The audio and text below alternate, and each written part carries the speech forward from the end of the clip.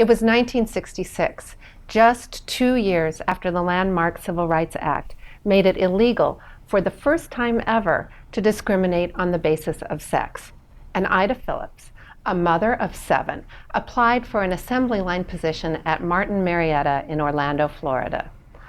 Marietta turned her down flat, citing their policy not to hire women with preschool-age children.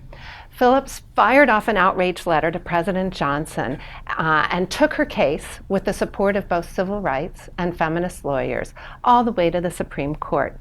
It turns out that not until the very end of the 1970s, just less than 40 years ago, did mothers have a right to a job. Although more and more American women had been going to work since World War II, underlying beliefs about their primary obligation to family had not changed. So, in 1970, it was not only legal to deny mothers and pregnant workers a job, but also to keep a woman from going back to work after she had given birth, even if she wanted to.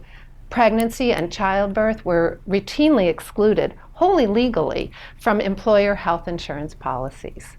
It was the activism of second-wave American feminists that secured a mother's right to a job. Phillips won her case in January 1971, yet in 1973, feminist lawyers still had a 75-page brief listing unfair policies directed at pregnant women. My favorite?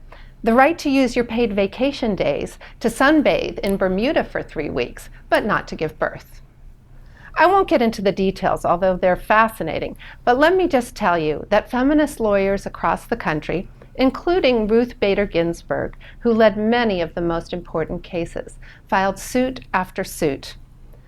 After the Supreme Court ruled decisively against them, outraged feminists, led in part by Ginsburg, founded a coalition that would eventually have over 200 organizations as members and successfully spearheaded passage of the Pregnancy Discrimination Act in 1978.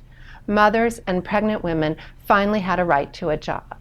This remains a signal feminist victory. From Ida Phillips, an ordinary, hard-working mother, to Ruth Bader Ginsburg, our brilliant legal strategist, the ideas, dedication, and activism of 1970s feminists can inspire the new campaigns for paid leave, flexible workplaces, and equitable wages we still so evidently need. What is the next generation going to do?